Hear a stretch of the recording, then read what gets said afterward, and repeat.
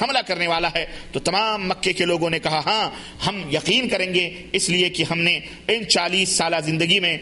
کبھی بھی یا 43 سالہ زندگی میں کبھی بھی آپ کو جھوٹ بولتے ہوئے نہیں دیکھا ہے، آپ امین ہیں، صادق ہیں۔ چنانچہ نبی علیہ الصلوۃ والسلام نے فرمایا کہ اگر تم مجھے امین اور صادق سمجھتے ہو تو سنو اللہ تبارک تعالیٰ کا یہ پیغام، کہو قولوا لا الہ الا اللہ تفلحوا، لا الہ الا اللہ کہو اور مجھے اپنا رسول مانو، مجھے اپنا پیغمبر مانو، کامیاب ہو جاؤ گے۔ ایک دوسری روایت میں ہے قولوا لا الہ الا اللہ تملک العرب والعجم، لا الہ الا اللہ کہو اللہ کے سوا کوئی معبود حقیقی نہیں، عرب و عجم کے مالک ہو جاؤ گے۔ بہرحال جس نے انکار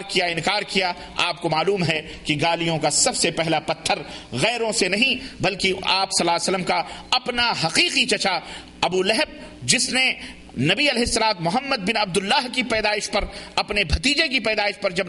نبوت کا تاج آپ کے سر پہ نہیں رکھا گیا تھا، اس کا اعلان نہیں ہوا تھا، اس وقت اپنے بھتیجے کی پیدائش کی خوشی میں جس نے سویبیہ لونڈی کو آزاد کیا تھا، وہی چچا جب یہ کلمہ لا الہ الا اللہ کی صدا سنتا ہے تو کہتا ہے تبا لک یا محمد لہذا جمعتنا، اے محمد صلی اللہ علیہ وسلم تیرے ہاتھ ٹوٹ جائیں، کیا تو نے ہمیں اسی لیے جمع کیا ہے؟ بہرحال میرے عزیزو، یہ تقریر تھی، کلمہ توحید کی صدا تھی جو فاران کی چوٹی سے بلند ہوئی، اور جسے علامہ حالی نے کہا کہ وہ بجلی کا کڑکا تھا یا صوت ہادی، وہ بجلی کا کڑکا تھا یا صوت ہادی، عرب کی زمین جس نے ساری ہلا دی، عرب کی زمین جس نے ساری ہلا دی۔ اس طرح سے نبوت کا اعلان ہوا اور آن حضرت صلی اللہ علیہ وسلم کے اوپر میرے عزیزوں، میرے بھائیوں، ابتلاءات اور آپ کے ماننے والوں کے اوپر جناب علی مصائب اور مشکلات کے پہاڑ توڑے گئے، اور اس طرح سے وہ دور شروع ہوا مشقتوں کا اور محن اور شدائد کا اور مصائب کا اور ابتلاء اور آزمائش کا نبی کریم صلی اللہ علیہ وسلم کے اوپر شروع۔ مسلمانوں کی تعداد بڑھی اور کفار کو خطرہ پیدا ہوا تو انہوں نے تکلیف پہنچانا شروع کیا، اور پھر نبی علیہ الصلوۃ والسلام کو بھی تکلیف پہنچانا شروع کیا، اور اسی طرح سے آپ کے اوپر ایمان لانے والوں کو بھی تکلیف پہنچانا شروع کیا، اور جب مصیبت حد سے تجاوز کر گئی تو نبی علیہ الصلوۃ والسلام نے مسلمانوں کو حبشہ کی طرف ہجرت کرنے کی اجازت دے دی۔ وہاں ایک ایسا بادشاہ ہے، اللہ کے نبی نے فرمایا کہ جو لوگوں کے اوپر ظلم نہیں کرتا ہے۔ چنانچہ 12 مرد اور 4 عورتوں نے ہجرت کی، جس میں خود نبی کریم صلی اللہ علیہ وسلم کی لاڈلی صاحبزادی حضرت رقیہ بنت رسول اللہ صلی اللہ علیہ وسلم وہ بھی شریک تھیں، جن کے شوہر حضرت عثمان ابن عفان رضی اللہ تعالیٰ عنہ تھے۔ یہ لوگ حبشہ میں نہایت آرام سے زندگی بسر کر رہے تھے۔ چنانچہ ایک جھوٹی خبر مشہور ہو گئی کہ قریش نے اسلام قبول کر لیا ہے۔ یہ سن کر انہوں نے پھر دوبارہ مکے کا رخ کیا، اور جب یہاں پہنچے تو صاحب گرفتار کر لیے گئے بہت سارے مسلمان، اور ایذا رسانیوں کا سلسلہ پھر شروع ہوا، کچھ لوگ پھر حبشہ واپس ہو گئے۔ قریش کی ایذا رسانی اور ان کی تکلیفیں ان روز بروز بڑھتی رہیں، یہاں تک کہ مسلمانوں کے لیے اپنی جان بچانا بھی مشکل ہو گیا۔ آخر حضرت صلی اللہ علیہ وسلم نے پھر ہجرت کا حکم دیا، اور اس طرح سے 83 مرد اور 7 عورتیں دوبارہ حبشہ روانہ ہوئیں، اور نجاشی کی پناہ میں بڑی آسودگی اور بڑے آرام سے وہ رہنے لگیں۔ اہل مکہ نے سنا تو بڑے سخت ناراض ہوئے کہ اتنے آرام سے وہاں بیٹھے ہوئے ہیں۔ چنانچہ عمرو بن عاص کی سرکردگی میں ایک باقاعدہ جمع وفد بھیجا گیا نجاشی کے دربار میں کہ جا کر کے ان لوگوں کو پکڑ کر کے لاؤ اور ان سے کہو کہ یہ لوگ جو تمہارے پاس آئے ہیں اور بڑے آرام سے تمہارے ملک میں رہ رہے ہیں، یہ لوگ تو تمہارے دین کو بھی نہیں مانتے، ہم اپنی قوم سے بھاگ کر کے آئے۔ وہاں تک کفار مکہ نے پیچھا کیا، بہرحال ذلت کی کھانی پڑی اور وہ لوگ وہاں سے واپس ہوئے۔ اللہ تبارک تعالیٰ نے انہیں ذلیل و رسوا کیا۔ تھوڑے دن گزرے تھے، دعوت کا سلسلہ چالو تھا، اور اللہ کے حبیب صلی اللہ علیہ وسلم دعوت و تبلیغ میں دن میں باہر نکلتے، لوگوں کو تبلیغ کرتے، کفار مکہ ستاتے، اور ستانے کے پورے تفصیلات آپ حضرات کے علم میں ہیں۔ اور جب گھر کو واپس آتے تو حضرت خدیجہ الکبریٰ آپ کے زخموں پہ پھائے رکھتی، آپ کو تسلی دیتی، آپ کو صبر کی تلقین کرتی، اور آپ صلی اللہ علیہ وسلم سے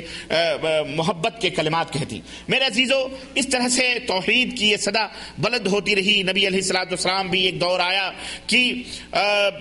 طائف گئے اور وہاں بھی سنگ دلی کا مظاہرہ ہوا، اور اللہ کے حبیب صلی اللہ علیہ وسلم کی اسی بیچ میں آپ کی وہ زوجہ محترمہ جن سے اللہ کے نبی کو بہت زیادہ پیار تھا وہ انتقال کر گئیں، اور پھر ابو طالب جو ایک سہارا تھے وہ بھی انتقال کر گئے۔ اس طرح سے 2 سہارے چھن گئے، اللہ کے نبی تنو تنے تنہا ہو گئے، سہارے کے لیے، کفالت کے لیے طائف کے میدان کی طرف گئے، طائف کے بستی کی طرف گئے، اور طائف والوں نے جو سلوک کیا وہ آپ حضرات جانتے ہیں کہ اوباش اور بدماش گنڈوں نے، لڑکوں نے اللہ کے حبیب صلی اللہ علیہ وسلم کے اوپر پتھروں کی بارش کی، اور اتنا پتھروں سے آپ صلی اللہ علیہ وسلم کا استقبال کیا، اور اتنی بارش کی، اتنی پتھروں کی بارش کی کہ آپ لہولہان ہو گئے، بے ہوش ہو کر کے گر پڑے۔ غلام تھا، غلام باغ میں لایا، اور اس طرح سے اللہ کے نبی صلی اللہ علیہ وسلم ہوش میں آئے، جبریل آئے، اور جبریل نے کہا کہ یہ پہاڑوں کا فرشتہ موجود ہے، اللہ نے بھیجا ہے، حکم کریں اس بستی کو دونوں پہاڑوں کے بیچ میں رکھ کر پیس دیا جائے۔ آپ کو معلوم ہے رحمت للعالمین جو ساری امت کے لیے شفقت بن کر کے، شفیق اور مہربان بن کر کے آئے تھے، انہوں نے کہا اللہم اہد قومی فانہم لا یعلمون، اے اللہ میری قوم کو ہدایت دے، یہ نہیں جانتے ہیں، اے اللہ ان کو ہلاک و برباد مت کر، اس لیے کہ عین ممکن ہے کہ ان کی اولاد میں کچھ ایسے لوگ پیدا ہوں جو تیرے دین کو قبول کریں۔ اللہ کے رسول صلی اللہ علیہ وسلم نے منع فرمایا، کہا نہیں، میں یہ نہیں چاہتا کہ ان کو ہلاک و برباد کیا جائے، ان کی اولاد میں کچھ ایسے لوگ پیدا ہوں گے جو اللہ تبارک تعالیٰ کے اوپر ایمان لائیں گے۔ چنانچہ پھر نبی علیہ الصلوۃ والسلام مکہ واپس آئے، اور جب مکہ واپس آئے تو اہل مکہ نے میٹنگ کی کہ اب محمد کو مکے کے اندر داخل نہیں ہونے دیں گے صلی اللہ علیہ وسلم۔ کیوں؟ شہر چھوڑ کر کے دوسری بستی کی طرف گئے۔ اب نبی علیہ الصلوۃ والسلام کو کفیل کی ضرورت تھی، کفالت کی ضرورت تھی، آپ صلی اللہ علیہ وسلم نے خادم کو بھیجا۔ چنانچہ مطعم ابن عدی کا نام آتا ہے سیرت میں کہ اس نے اپنے 2 نوجوان بیٹوں کو بھیجا اور کہا جاؤ محمد کو میری کفالت میں لے کے آؤ، محمد صلی اللہ علیہ وسلم کو میری کفالت میں لے کے آؤ، اور دیکھو محمد کے اوپر کوئی حرف نہ آنے پائے، حالانکہ وہ مشرک تھے، وہ خود بھی کافر تھے۔ کہا لے کے آؤ، اور محمد طواف کرنا چاہیں طواف کریں، تلواروں کے سائے میں طواف کرواؤ ان کو، بحفاظت ہمارے گھر کے لیے اندر لاؤ، ہم ان کی عزت و تکریم کریں گے۔ اس طرح اللہ تبارک تعالیٰ نے اپنے نبی کی حفاظت فرمائی۔ مطعم ابن عدی کے دونوں بیٹے تلوار لے کر کے نکلے اور کہا کوئی ہماری راہوں میں آئے گا تو وہ اپنے بچے کو یتیم پائے گا، اس کی بیوی بیوہ ہوگی، اور اس کا بچہ، اور وہ خود جو ہے اپنے بچوں سے محروم ہو جائے گا۔ اس طرح سے اللہ تبارک تعالیٰ نے حفاظت فرمائی۔ اور پھر وہ دور آیا کہ جب مکے کے لوگ دشمن ہوئے، اللہ تبارک و تعالیٰ نے، اللہ عز و جل نے گویا ایک طرح کی بشارت اور خوشخبری کے طور پر کہ اے نبی غم نہ کرو، فکر نہ کرو، ان مع العسر یسرا، ہر تنگیوں کے بعد آسانی پیدا ہوتی ہے، رات کی تاریکیوں کے بعد صبح کا سورج نکلتا ہے اجالا لے کر۔ آؤ، مکے کے لوگ تمہاری پیروں کی آہٹوں سے مکے کی گلیوں کو محروم کرنا چاہتے ہیں، آؤ ہم آسمان کے لیے تمہارے لیے آسمان کے دروازے کھول دیتے ہیں۔ چنانچہ وہی ہجرت سے 2-3 سال پہلے کا واقعہ ہے۔ ابو طالب بھی نہ رہے، اور عام الحزن کا، وہ غم و علم کا سال قرار دیا گیا، خدیجۃ الکبریٰ بھی نہ رہی۔ اللہ کے رسول صلی اللہ علیہ وسلم کو اللہ تبارک تعالیٰ نے معراج میں بلایا، اللہ اکبر، وہ اعزاز بخشا کہ جبریل آئے، اور معراج کا وہ سفر آپ کو اچھی طرح سے معلوم ہے کہ کس طرح سے اللہ کے نبی نے طے کیا۔ اللہ نے قرآن کے اندر اس کا ذکر فرمایا، اللہ عز و جل نے قرآن کے اندر اس کا تذکرہ فرمایا، سبحان الذی اسری بعبدہ لیلا من المسجد الحرام الى المسجد الاقصى الذی بارکنا حولہ لنریہ من آیاتنا انہ هو السمیع البصیر۔ ہم نے معراج کرائی مسجد اقصی سے، مسجد حرام سے مسجد اقصی تک، اور اس کے بعد تاکہ ہم بڑی بڑی نشانیاں دکھلائیں۔ آپ صلی اللہ علیہ وسلم اپنے روح اور جسم کے ساتھ آسمان، دوسرے آسمان، تیسرے آسمان، چوتھے آسمان، پانچویں آسمان، اور اس طرح سے چھٹے 7ویں آسمان پر، اور اس طرح سے اللہ تبارک و تعالیٰ کے قریب ہوئے، اور اللہ عز و جل سے ہم کلامی کا شرف حاصل کیا۔ اللہ عز و جل نے 50 وقت کی نمازیں فرض کی، اور پھر وہ 5 وقت کے اندر تبدیل ہوئیں، اور اللہ تعالیٰ نے فرمایا کہ یہ 5 وقت کی نماز 50 نمازوں کے برابر ہیں، جاؤ یہ ہدیہ لے کر کے تمہاری امت 5 وقت کی نماز پڑھے گی، لیکن ہم نے اس کے اندر اجر و ثواب کی تعداد 50 وقت کی رکھی ہے۔